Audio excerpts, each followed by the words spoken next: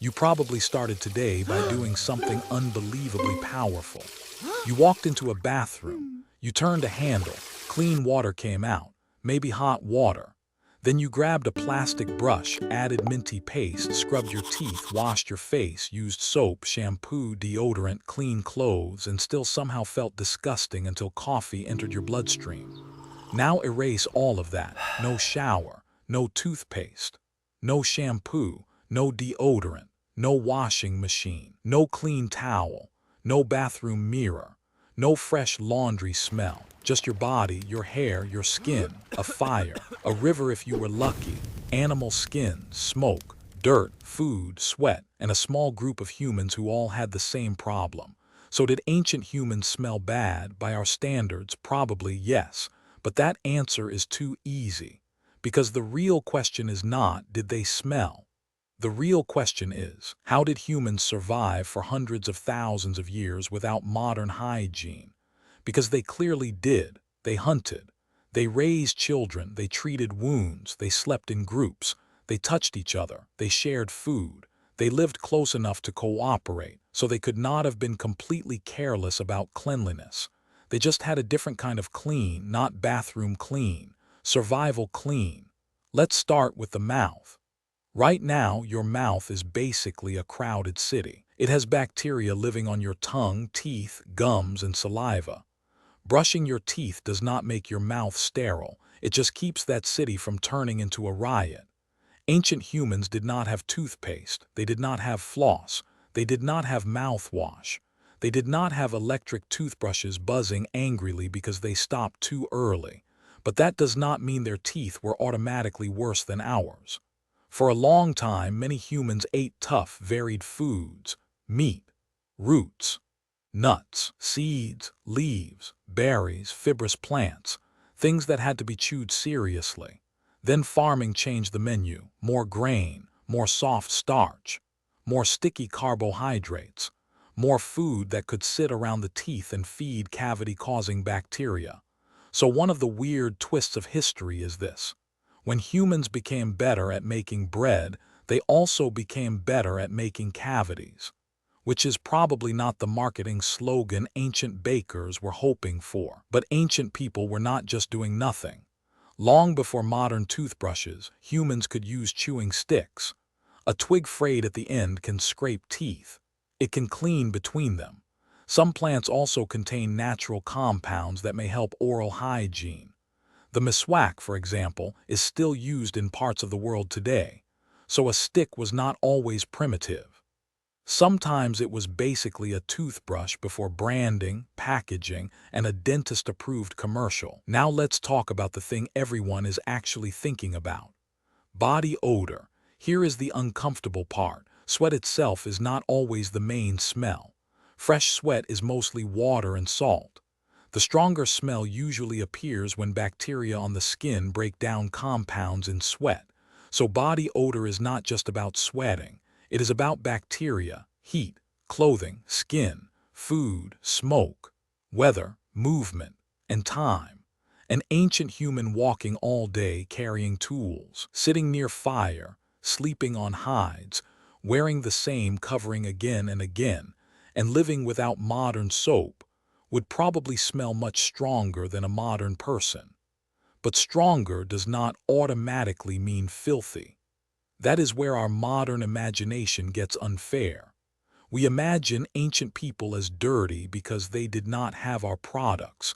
But products are not the same thing as intelligence. Your ancestors did not need a commercial showing blue liquid splashing in slow motion to understand that some things were clean and some things were dangerous.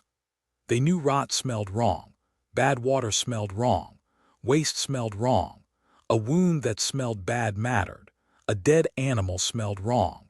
In a world without labels, hospitals, expiration dates, and warning signs, your nose was technology.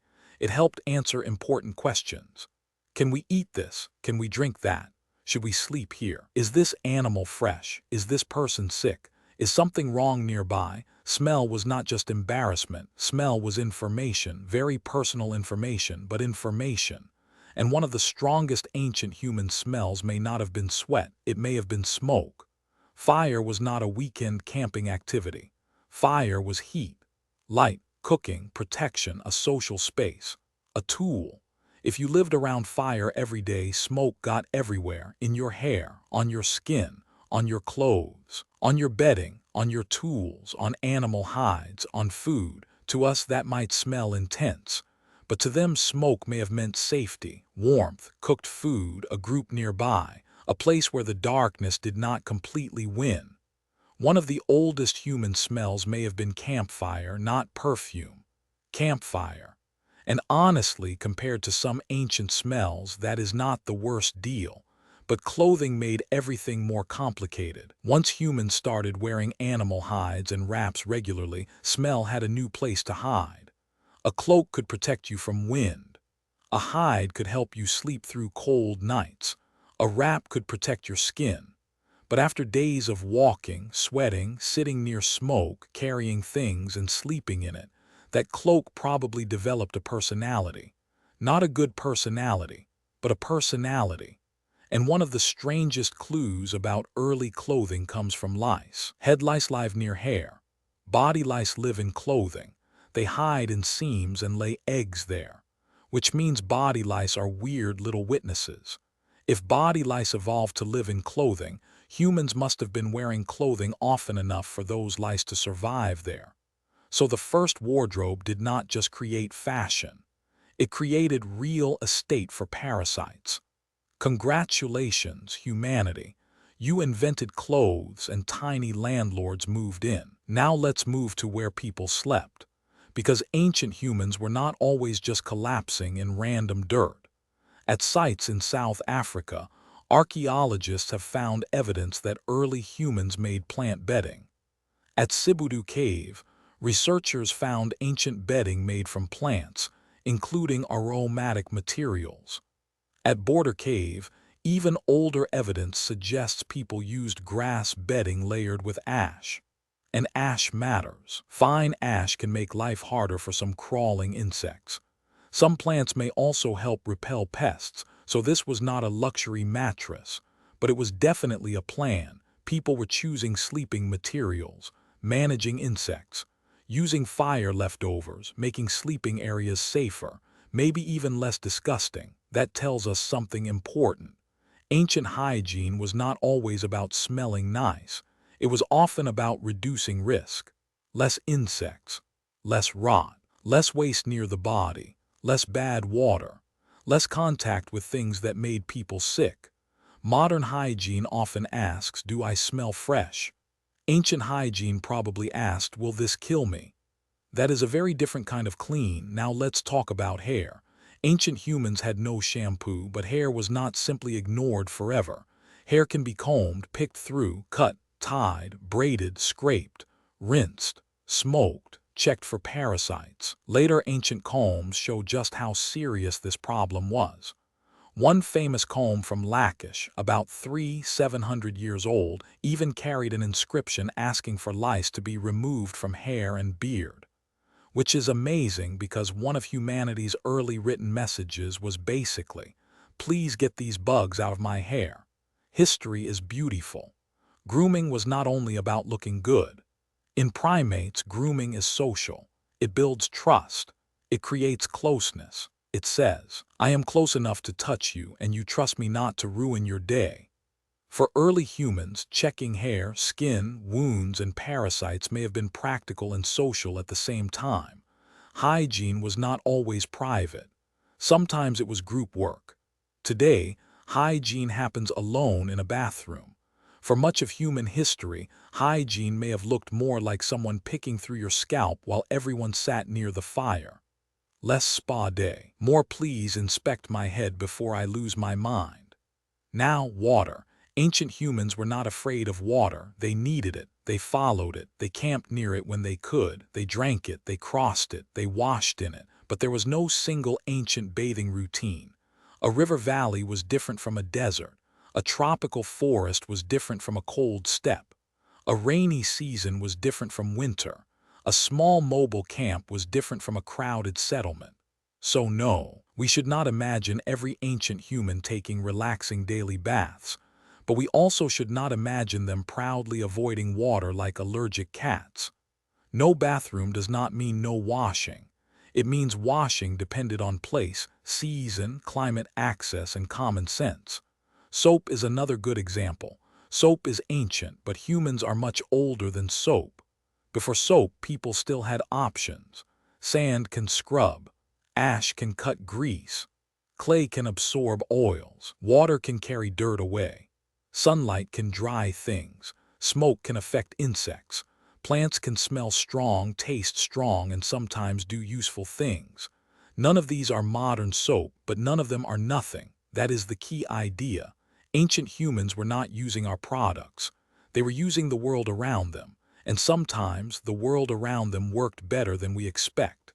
Now comes the part nobody wants to discuss but everyone wonders about: toilet habits. Ancient humans went outside, but probably not as randomly as people imagine, because waste near food, water, and sleeping areas is dangerous. You do not need germ theory to notice that a camp becomes worse when waste is too close. You just need a nose, and maybe one absolutely terrible week. Archaeologists can sometimes study traces of ancient waste preserved in sediments.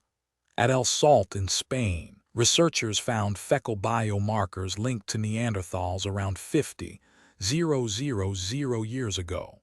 That kind of evidence reminds us that waste was part of ancient life, but where it went mattered. Small mobile groups had one advantage later crowded cities often did not: space. If a camp became unpleasant, polluted, exhausted, or dangerous, people could move. A medieval city could not simply stand up and walk away because the street smelled horrible, but a small group of hunter-gatherers could spread out activities. Sleep in one place, prepare food somewhere else, move away from waste, leave a bad campsite behind. So sometimes the best ancient hygiene tool was not soap, it was distance. Distance from waste, distance from rot, distance from bad water, distance from a place that had become unsafe. So did ancient humans smell bad? By modern standards, probably often. They likely smelled smokier, earthier, more animal, more human, like fire, sweat, rain, dirt, food, skin, hides, and the places they lived. But that smell did not always mean failure. It could mean work. Travel, fire, food, family, shelter, survival, and here is the weirdest part. Ancient humans might smell bad to us, but we might smell insane to them. Soap, shampoo, laundry detergent, deodorant, toothpaste, perfume, fabric softener, artificial fragrance. To us, that smells clean. To someone from deep history, it might smell like a chemical storm wearing pants. Clean is not just a smell. Clean is a culture. And our culture has trained us to expect almost no body odor at all. That expectation is very new. For most of human history, bodies were more present: smoke after fire, sweat after movement, earth after walking, animal hides after use, food after cooking, rain after weather, skin after living, not hidden, not sprayed away, not sealed under layers of modern products. Just present. So the answer is not ancient humans were clean like us. They were not. But the answer is also not ancient humans were filthy idiots. They were not. They had water, fire, plants, ash, sand, clay, combs, grooming, distance, observation, and thousands of years of paying attention.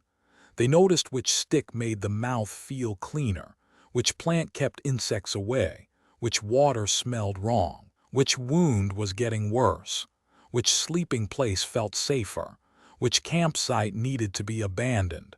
Your ancestors were not dirty in the simple way we imagine. They were living with different tools, different smells, different risks, and a very different definition of clean.